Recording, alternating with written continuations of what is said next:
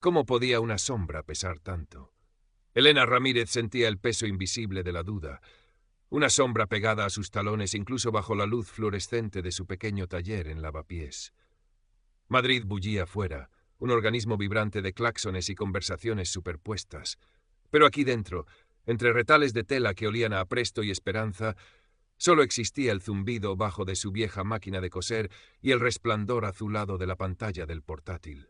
Tenía 20 y tantos años, una piel oscura que la hacía destacar en ciertos círculos como una nota discordante y unos ojos inmensos que absorbían el mundo con una intensidad que a veces la asustaba. Sus manos, delgadas y ágiles, se movían con la precisión de un cirujano sobre un patrón de papel vegetal, trazando las líneas de lo que debía ser su pasaporte a otro mundo, su colección de fin de grado para la escuela de diseño. Hija de inmigrantes ecuatorianos, crecida en el asfalto trabajador de Villaverde, Elena había encontrado en el diseño una lengua propia, una forma de coser los fragmentos de sus dos mundos. Cada puntada era una afirmación, cada boceto un desafío a la estadística que la colocaba en los márgenes. Había llegado a esa prestigiosa escuela madrileña con becas, esfuerzo y la sensación constante de ser una impostora, de que en cualquier momento alguien descubriría que no pertenecía a ese universo de apellidos compuestos y veranos en la Costa Brava. Su ropa, a menudo diseñada y confeccionada por ella misma con telas rescatadas, era su armadura silenciosa, un manifiesto de creatividad modesta pero feroz. Esa colección, inspirada en los tejidos andinos de su abuela y las geometrías urbanas de Madrid, era más que un proyecto. Era su voz hecha tela, su declaración de existencia. Había volcado en ella meses de insomnio, bocetos febriles y la tensión constante de saber que era su única oportunidad. Una oportunidad que ahora olía a ceniza. La noticia había llegado como un golpe sordo, un correo electrónico de la dirección de la escuela reenviando un comunicado de prensa. Ricardo Valcárcel, el niño dorado del diseño español, presentaba su nueva colección cápsula Raíces Urbanas. Las fotos adjuntas eran puñaladas directas al corazón de Elena. Allí estaba su chaqueta estrella, esa de construcción asimétrica, con detalles de tejido reciclado que le había costado semanas perfeccionar. Allí estaban sus patrones geométricos, simplificados, despojados de su contexto cultural original, pero inconfundiblemente suyos. Y lo peor, el comunicado incluía una nota legal. Valcárcel advertía contra posibles imitaciones de sus innovadores diseños, adjuntando bocetos digitales con fechas de creación sospechosamente anteriores a las de Elena. La acusación implícita era clara como el agua sucia. Ella, la estudiante desconocida, la chica de barrio, le había plagiado a él, al icono. El suelo desapareció bajo sus pies. El aire se volvió denso, irrespirable. Miró sus manos, las mismas que habían dado forma a esas ideas, y las sintió ajenas, manchadas. El síndrome del impostor, ese compañero constante, rugió en sus oídos. Lo sabías. No perteneces aquí. Eres un fraude. Pero bajo el pánico inicial, una chispa diferente prendió. No era solo miedo, era rabia. Una rabia fría y profunda. Aquello no era suyo. Aquello era un robo. Ricardo Valcárcel. Lo había visto una vez, hacía meses, en una presentación de proyectos de mitad de curso abierta a profesionales. Él había pasado por delante de su pequeño stand, sus ojos azules barriendo sus bocetos con una mezcla de aburrimiento y condescendencia. Recordaba su traje impecable, su sonrisa fácil que no llegaba a los ojos, el aire de quien posee el mundo por derecho de nacimiento. ¿Había sido entonces? ¿Un vistazo fugaz le había bastado para apropiarse de su alma creativa? El correo de la escuela era escueto. Debido a las circunstancias, tu proyecto queda suspendido pendiente de una investigación interna. Te convocaremos a una reunión. Suspendido. La palabra resonó en el pequeño taller como una sentencia. Su futuro, tejido con tanto esfuerzo, se deshacía hilo a hilo. Intentó contactar con Valcárcel. Una llamada a su estudio de diseño en el barrio de Salamanca fue desviada por una asistente glacial. Un correo electrónico quedó sin respuesta. Finalmente se plantó en la puerta de su tienda insignia en la calle Serrano, sintiéndose minúscula bajo los altísimos escaparates. Cuando Valcárcel salió, rodeado de su séquito, Elena se acercó, con la voz temblorosa. «Señor Valcárcel, necesitamos hablar sobre los diseños». Él la miró como si fuera un insecto molesto. Una sonrisa condescendiente se dibujó en sus labios. «Ah, la pequeña promesa. He oído que tienes talento para la inspiración». Se ajustó el gemelo de su camisa carísima. Un consejo, niña. En este mundo hay creadores y hay ecos. Asegúrate de saber cuál eres. Se alejó, dejándola allí plantada con el ruido del tráfico madrileño ahogando el latido furioso de su corazón. Esa noche Elena no durmió. El miedo seguía allí, pero la rabia se había transformado en una determinación helada. No iba a ser un eco. No iba a dejar que le robaran su voz. Miró el caos ordenado de su taller, los bocetos prendidos en la pared, los retales apilados. Esto era suyo, y lo iba a defender.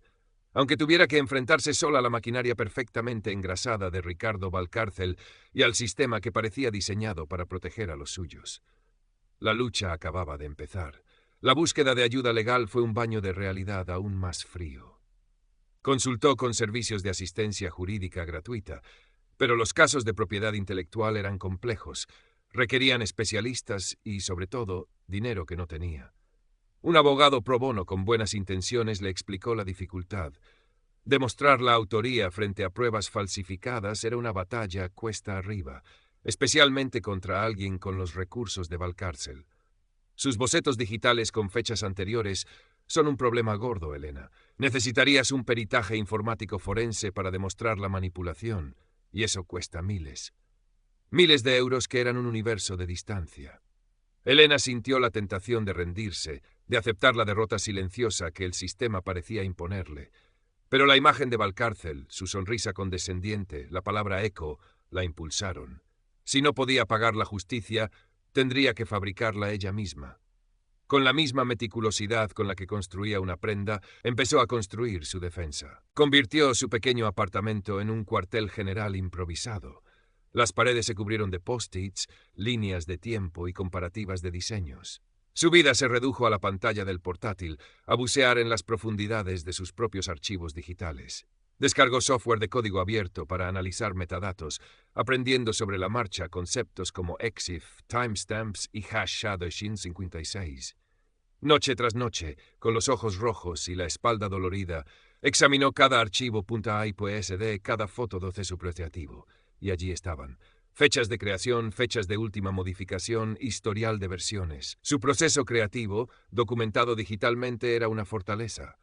Los archivos de Valcárcel, aunque fechados antes, mostraban inconsistencias sospechosas, saltos extraños en el historial, metadatos genéricos que olían a manipulación. Era una pista, pero sería suficiente. Paralelamente, reconstruyó los meses previos a la presentación de Valcárcel. ¿Quién más había visto sus diseños? ¿Cómo pudo filtrarse la información? Recordó la presentación de mitad de curso. Valcárcel no había sido el único visitante. Había otros profesionales, estudiantes, incluso un becario que colaboraba tanto en la escuela como casualmente en el estudio de Valcárcel. ¿Una vía? Demasiado circunstancial. Necesitaba algo más sólido. Fue entonces cuando empezó a analizar obsesivamente los diseños plagiados de Valcárcel. Más allá de la similitud general, buscó el error, la huella digital del copista, y lo encontró. En la chaqueta estrella, Valcárcel había simplificado un complejo pliegue inspirado en una técnica de tejido tradicional ecuatoriano que Elena había investigado durante meses. La versión de Valcárcel era estéticamente similar, pero estructuralmente incorrecta.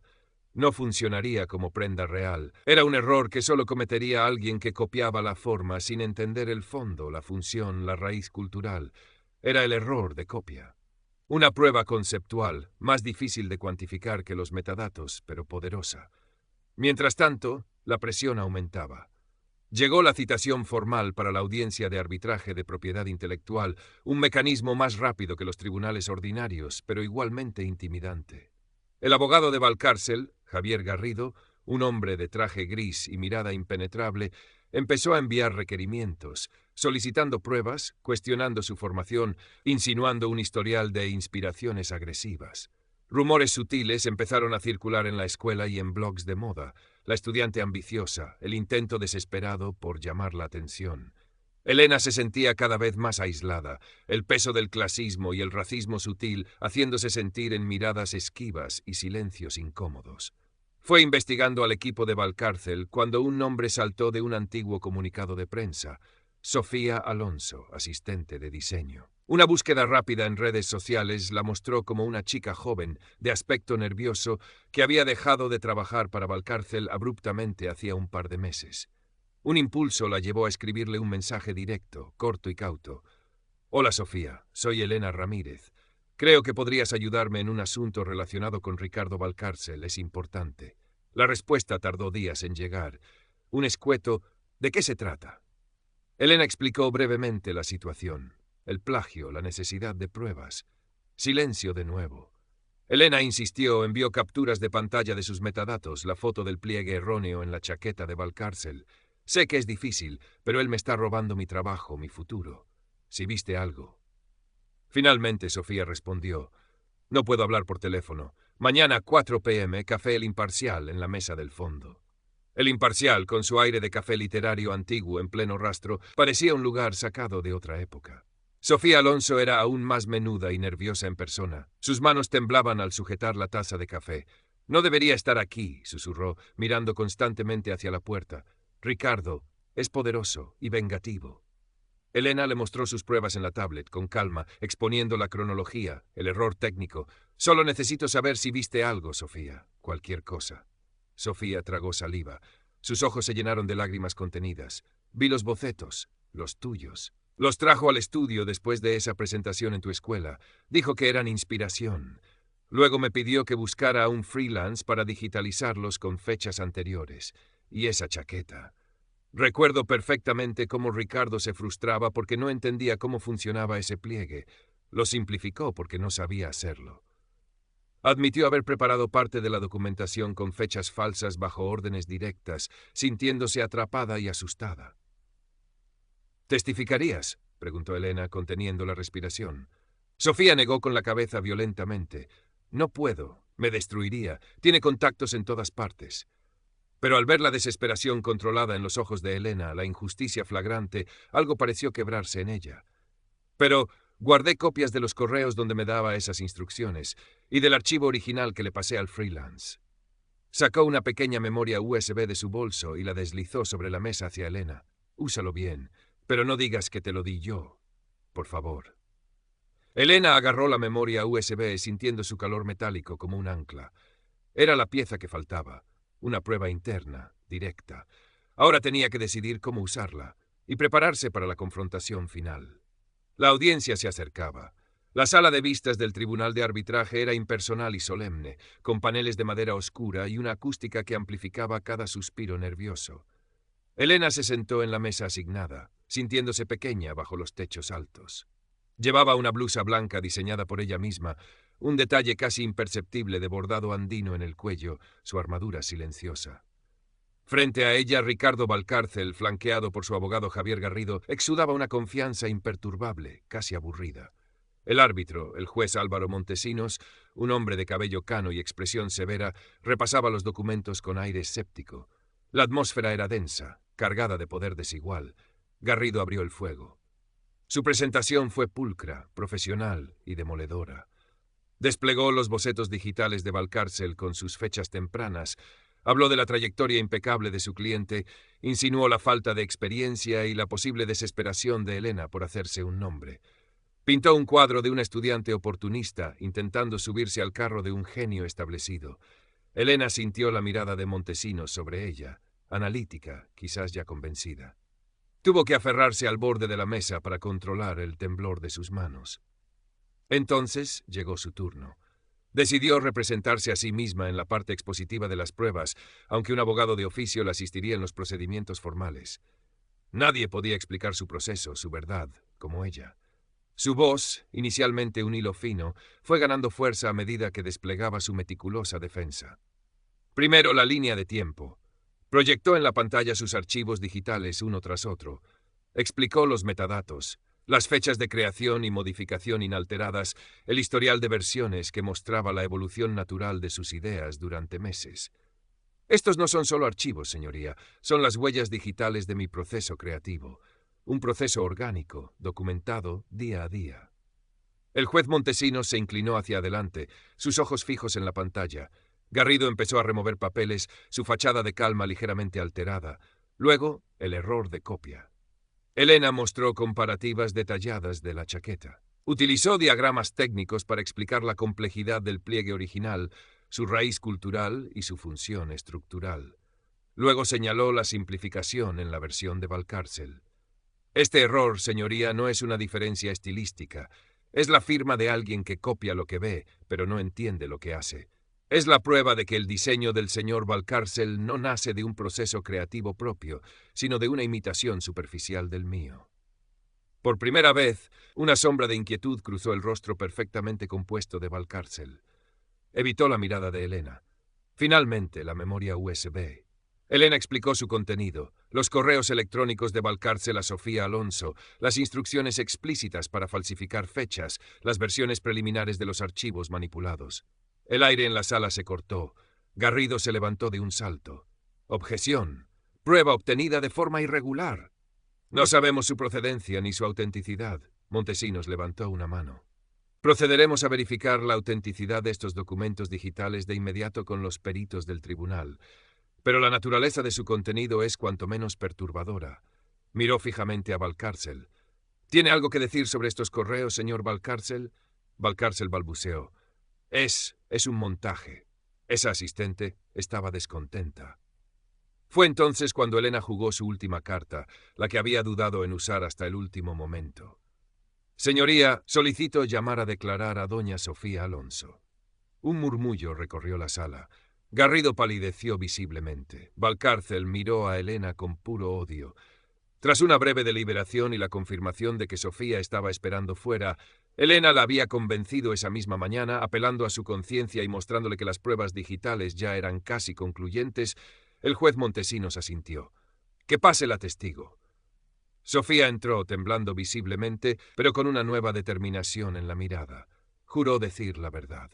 Elena la interrogó con suavidad, guiándola a través de los hechos que ya había revelado en privado. Sofía, con voz clara aunque temblorosa, confirmó todo. El acceso a los diseños de Elena, la orden de copiarlos y falsificar pruebas, la frustración de Valcárcel con los detalles técnicos, el miedo que le había impedido hablar antes. Miró directamente a Valcárcel al describir cómo le ordenó manipular las fechas. Me dijo que estas cosas pasan en la moda, que era el precio de la inspiración. El silencio que siguió fue atronador. La máscara de Valcárcel se había roto por completo. Su rostro era una mezcla lívida de rabia y pánico. Garrido se hundió en su silla, derrotado. Elena se levantó para su alegato final. Señoría, las pruebas son irrefutables. Los metadatos demuestran mi autoría original. El análisis técnico revela el error de copia, y el testimonio de doña Alonso confirma la mala fe y el fraude deliberado. No pido clemencia, pido justicia. Pido que se reconozca mi trabajo y se limpie mi nombre. Se sentó, exhausta pero erguida. Había hecho todo lo que podía. El juez Montesinos se quitó las gafas, masajeándose el puente de la nariz. Miró a Valcárcel con severidad, luego a Elena con una nueva expresión, casi de respeto. Tras unos momentos que parecieron eternos, golpeó la mesa con un mazo simbólico. Tras examinar las pruebas presentadas, tanto documentales como testificales, y considerando especialmente la verificación pericial de los metadatos y los correos electrónicos aportados, este tribunal arbitral resuelve. Se reconoce plenamente la autoría original de los diseños en disputa a doña Elena Ramírez. Se desestima la acusación de plagio formulada por don Ricardo Valcárcel. Se constata la existencia de mala fe y conducta fraudulenta por parte de don Ricardo Valcárcel en la creación y presentación de pruebas falsas.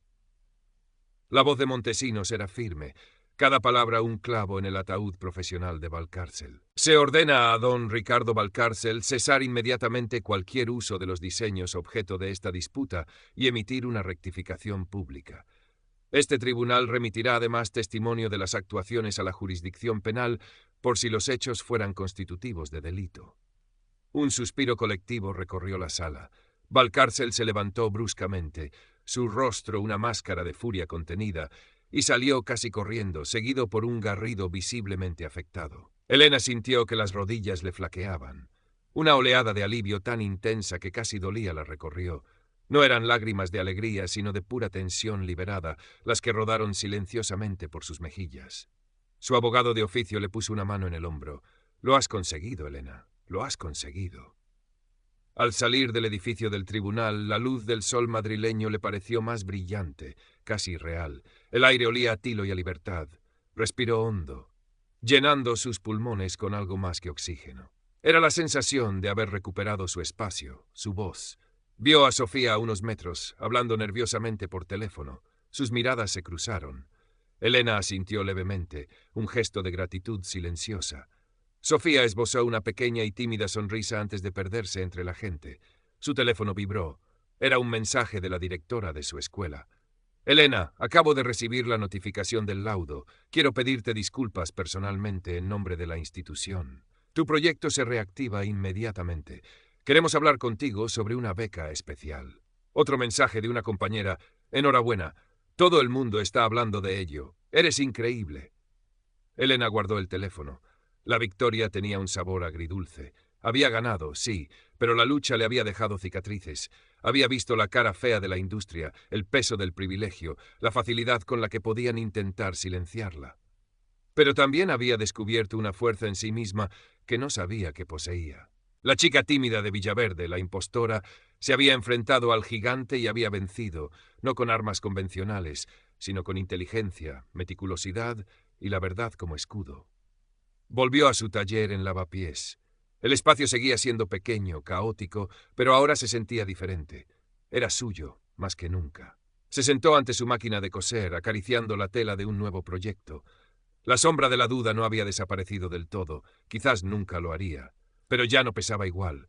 Ahora sabía que podía caminar a través de ella. Madrid seguía